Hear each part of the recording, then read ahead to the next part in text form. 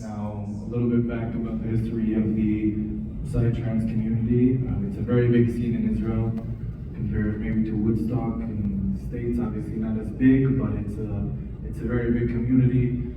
It's been going on since I think 1989 in Israel. The police never really liked this specific scene. Back in 2019, there was going to these parties since I was 16, 17 around Israel, around the world. We go almost every summer to do a tour in Europe. There's all kinds of festivals in Europe. So I know a lot of people in the scene. So we get to the party. It's also my first party since I came back from my 13 months traveling. So there's a lot of people I know going, a lot of friends, a lot of people I met while traveling. So energy is high. We wait on the line. There's a pretty big line. I saw some friends that was also on the line. That was the last time I've seen them. We get into the festival. We set up our camp and we begin our evening. Walking around, gathering a vibe, feeling, meeting people, seeing new friends, seeing friends I haven't seen for a while. Everyone with the same purpose, everyone with a smile on their face, everyone with a lot of energy, all came for the same purpose, like I said, to dance and to enjoy. So the festival is going on, more and more people are coming in, the energy is getting higher. At around 6:15, the sun starts to rise, beautiful sunrise, like different colors, different layers. Party's perfect. It's an amazing party. It hasn't been a party like this since 2019, like I said.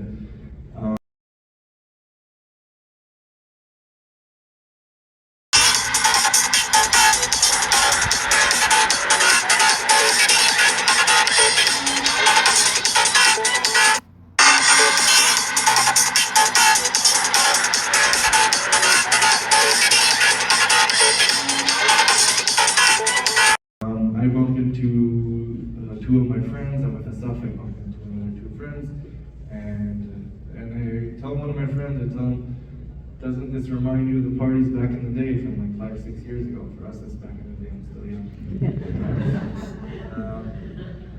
Anyways, he says, yeah, it really does. And then I told him, which is an expression in Hebrew, means, I wonder what's going to explode the party this time. Before you know it, 5 minutes later, missiles start coming in, and this is when everything started. From all the paradise and fun, everything switched 360. Rockets started coming in 6:29. At first, I'm not panicking, most people aren't panicking.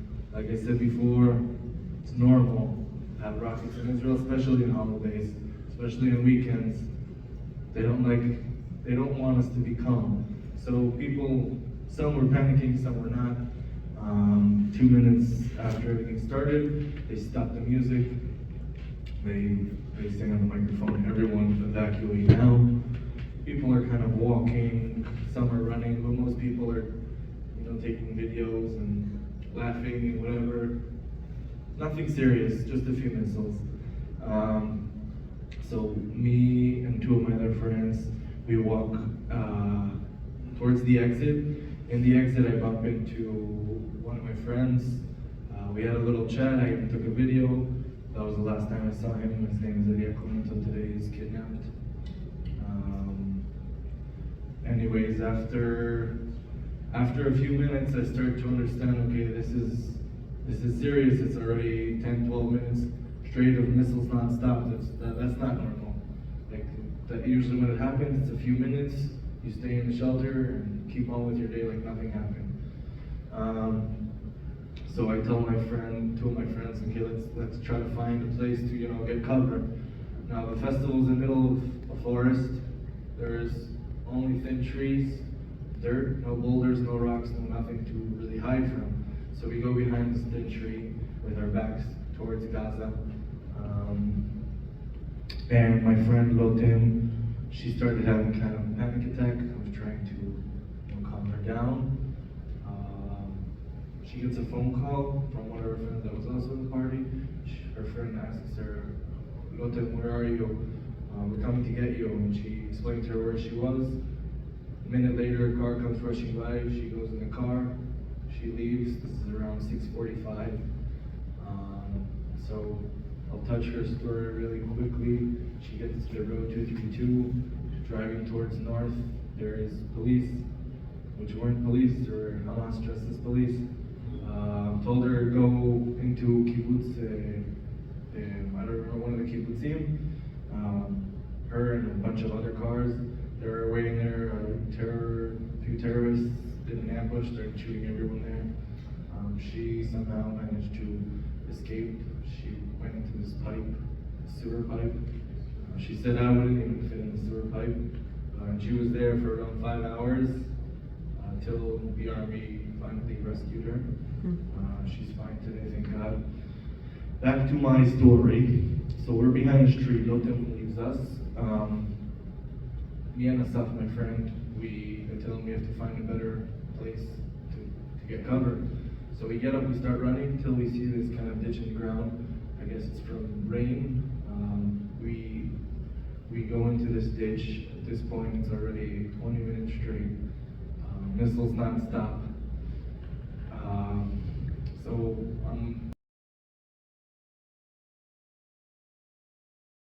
אנחנו פה בנובה, התפרץ פה איזה מלחמה. זה היה. יורים עלינו. יורים. לירון?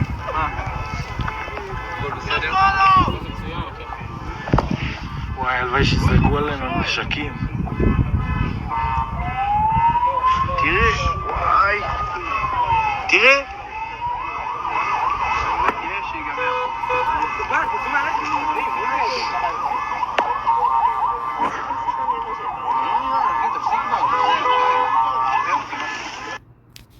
Already understanding this is something serious. There's war. This isn't normal. I pick up my phone, try to call both my parents. They were at New York at the time. They were visiting. They're American. They're visiting family, and they're religious. They keep Shabbat. So they both didn't answer. I called them to say goodbye. So they only knew the day after what happened to me. So they both didn't answer. I put my phone away. I had low battery.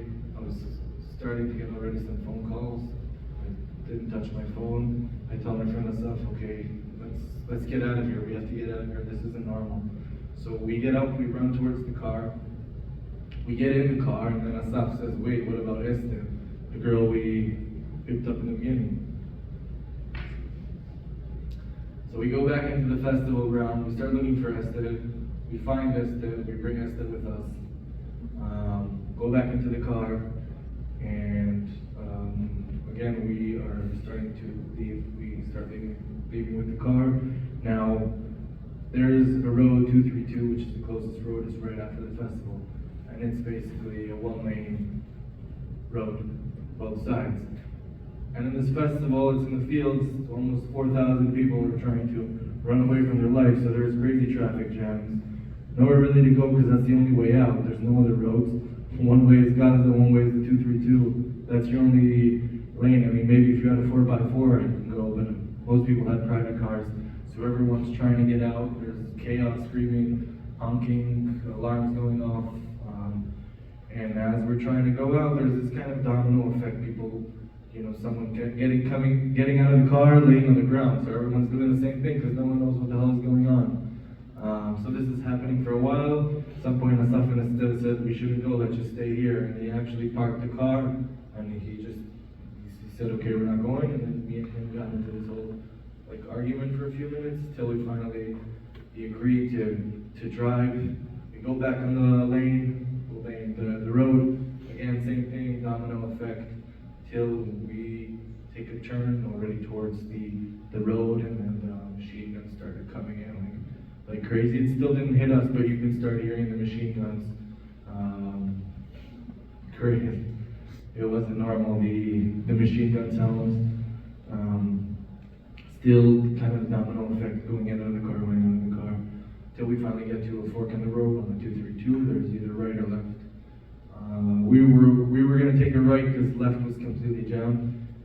When we were about to take a right, a car comes filled with bullets and screams, "Don't go that way! Terrorists are there! They're shooting everyone!" So we take a left, and obviously if all these little small things wouldn't happen before, we would have taken that right a minute before or 5 minutes before, or I don't know what. So the timing was perfect. We take a left, big traffic jam, everyone's screaming, chaos. Also, still the domino effect, people going into the car, out of the car. We left the car once completely, started running, but then we were confused, so we went back into the car, we started driving, and at this point already, windows are starting to shatter from the gunshots, and people are starting to, see people getting shot in their head and falling down, and it's coming, you don't even know where it's coming from. So at this point, we just ditched everything, ditched the car, the car was still on. Actually, we found the car on the Memorial Day. We went to look for it, and a tank ran over. It was completely squashed, but thank God we weren't in there.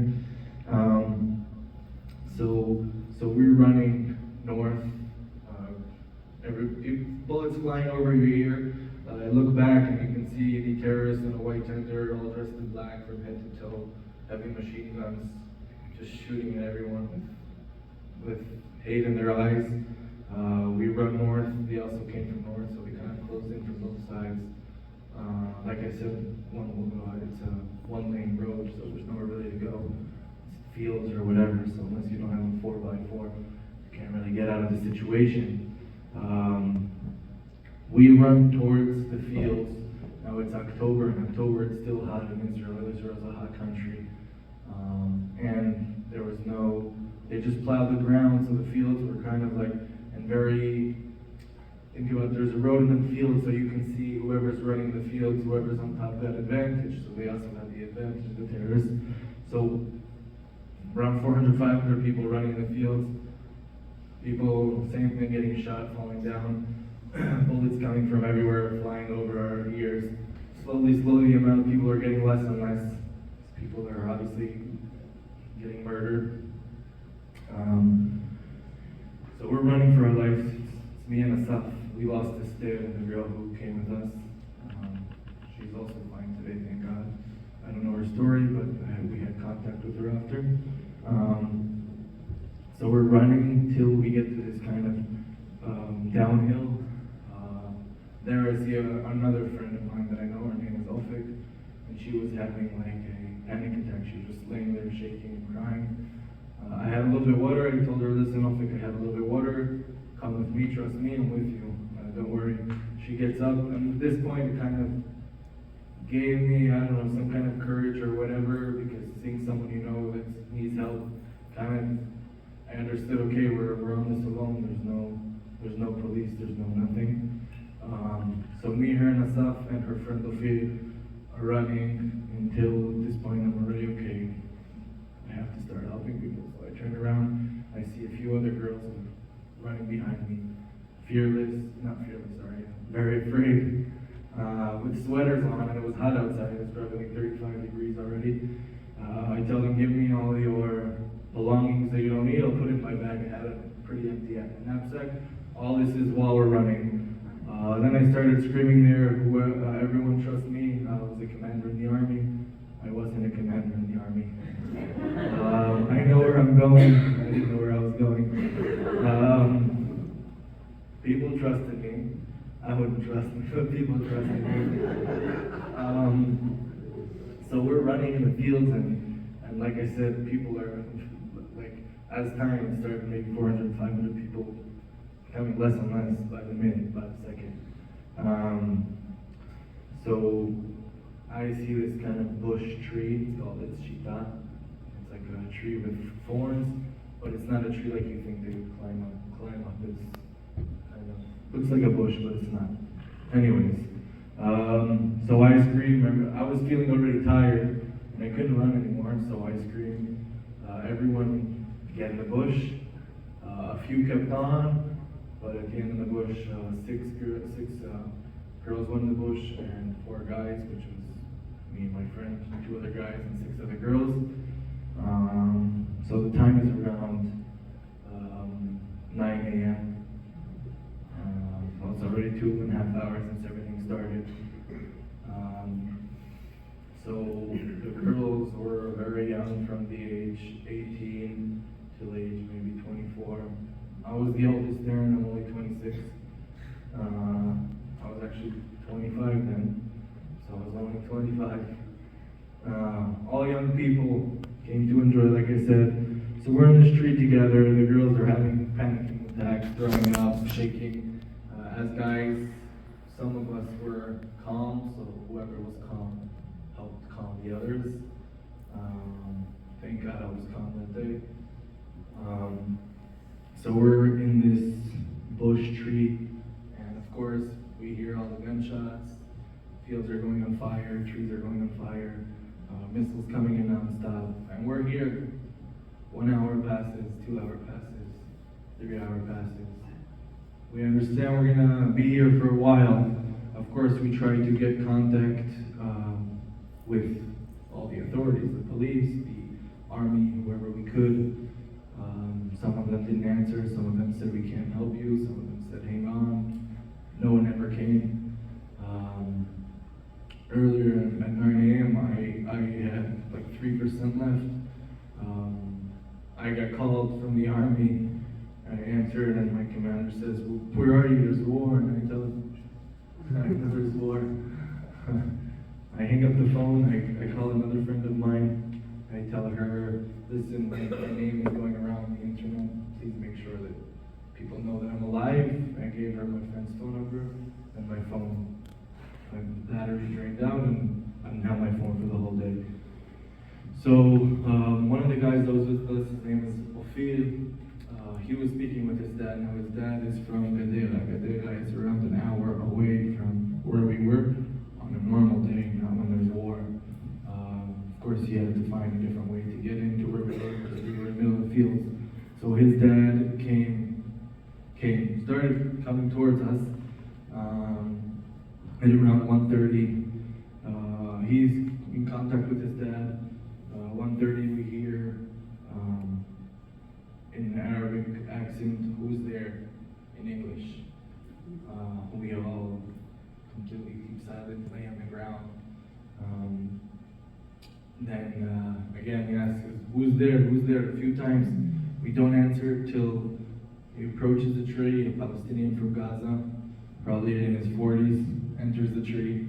At first he raises his hands. He says, I don't want to hurt you. Did you call the police? So first I look at him and I said, what do you want? He said, we want to go to Beersheba.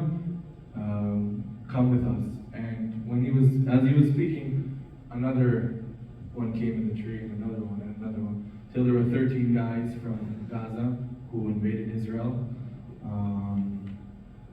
So all the girls get up, they leave the tree, and it was dangerous to leave the tree because we're surrounded by terrorists from everywhere.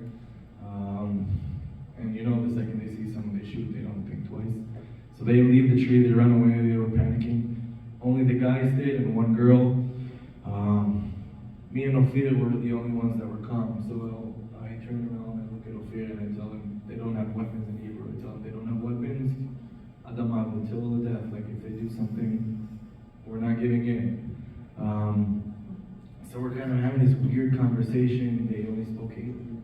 Most of them didn't speak English or Hebrew. One spoke English, one spoke a little bit Hebrew.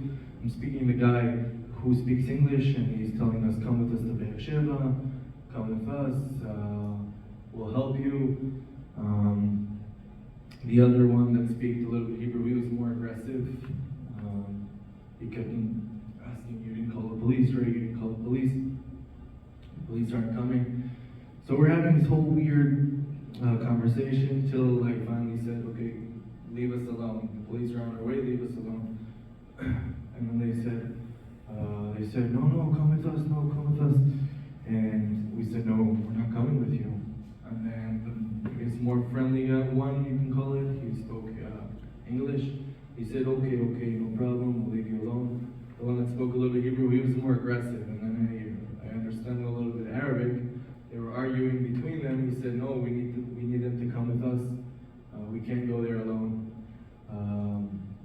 They were having this argument until finally the one that spoke English said, okay, we leave you alone. They get up, they all leave us alone. They start going towards Beersheba. Then we get out of the tree to go find the girls that ran out of the tree. They were actually in a tree not far from us, bush not far from us. Then we tried to convince them to come back to the bush because they were afraid that they're going to reveal our location. We finally convinced them to come back to our bush. We go back to the bush.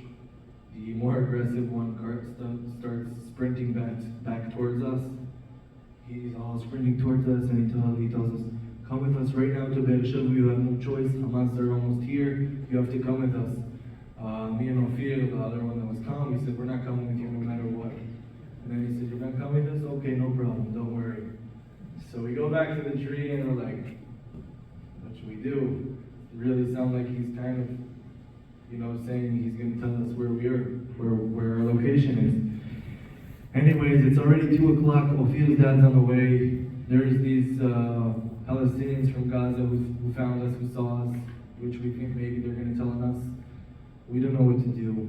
We're having this whole conversation between us. At the end, we just said, okay, we don't know where to go, where they are. We're going to stay here. That's their only choice. Ophir's dad's on the way. So we stayed there. Another hour passed, 2 hours passed. I already passed out. I was all my adrenaline fell, and I actually also felt, I felt safe, so I guess I let myself fall asleep. At around 4:30ish, we already start hearing the machine guns coming closer, and the Anawakba, like really close. 4:30, 2 cars approach us. One was Ophir's dad, who finally made it. Another one was a police car, the first police I saw that day. They come at the same time. The police car says, what are you guys doing here? Are you crazy? So I tell them, we're just having a Saturday morning picnic. What do you think we're doing here?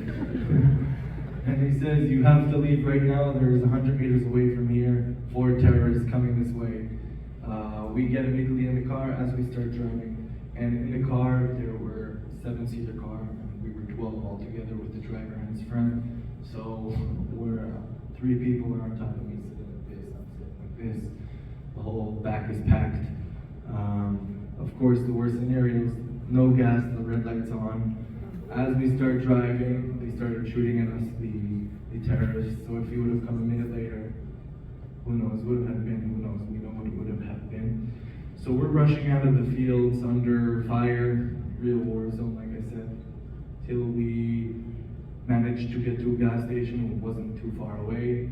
In this gas station, first of all, there was a lot of police and a lot of army, which I had no idea what the hell they were doing there, and not going to fight, going to rescue people. And there were a lot of bodies and injured people, and injured people kept on coming in. So one of the girls that was with us, as we stopped the car to fill gas, she saw the situation, and she's a paramedic in her, that's what she works as. And she just put on a pair of gloves and started to give first aid to the injured people there. As she was giving aid, a stretcher comes in with someone that got badly injured. His face was half blown off, all his chest was out. She tried to rescue him, so we were there for a few minutes. Till he didn't have a heartbeat anymore, fortunately. Then we finally finished filling up the gas. We all get back into the car. Another girl joined us, and this girl was like mumbling the whole way. They cut off her head. And I was thinking to myself, what is she talking about? Even though what I saw and what I went through, it still sounded crazy to me. So she was in another party called Zaita, which was a small party, also on the Gaza envelope. In that party there was around, I'm not sure, I think between 158 to 170 people. In that party, terrorists came, they murdered 17 people there. and they did it in the most brutal way. And she unfortunately saw that. So we drive to Moshav called Maslul, which is also near Gaza, but it was more safe there. We get into this big hall. They write down our names, they write down our ID, and send it, I guess, to authorities that don't know that we're okay. I remember there was injured people there, people with small wounds and whatever. But I remember seeing everyone's terror, all the fear in their eyes, and you can see they went through a crazy day. And I imagine that's how I looked as well. So we're there for a while, kind of refreshing. People from the moshav, from the little kibbutz, I guess you can call it, were bringing us water and food, and kind of taking care of us. At this time, Fia's dad went back into the war zone, and after he saved his son, he went back and forth around 4 times, saved another 40 people, so we saved 50 people altogether. That day, most people that I know that were saved were either saved themselves or were saved by citizens. Not too many stories I've heard. Of course, I have friends that also went straight to reserves that day. I have friends that were also killed in reserves that day. These soldiers did an amazing job, but something there was off. So Fia's dad comes back after he did. I only knew this like a month and a half later that he did all the. I thought he just went somewhere. I had no idea. I was out. So we start leaving the area. It's a complete war zone. Black smoke everywhere, fires everywhere. Still missiles nonstop. There was that day over 2,500 missiles. Of course, every missile has a purpose to kill as many people as possible. So we're driving towards the north, towards Gadera. On the way back, it was like I said, complete chaos. Still, every car had a driver and 3 guns pointed out of every window. Everyone's driving fast. We get to this junction, and the junction truck passes by, and a car was rushing in. Collision, and car flipped a few times, but we kept on driving. No time to stop. Till finally at around 7 p.m. we get to Gadera. I slept there the night. The next morning I got a hold of my parents. I spoke to them, explained to them what happened. Then I went to their house in Beit Shemesh to grab my army equipment. Then I went up north on the Lebanese border for 3.5 months. And I just finished my second round last month. Also up north. Now I'm here speaking with you. I guess I have the koach to come speak with you. This is pretty therapeutic to me. You'll probably ask how I'm taking care of myself, so this is one of the ways.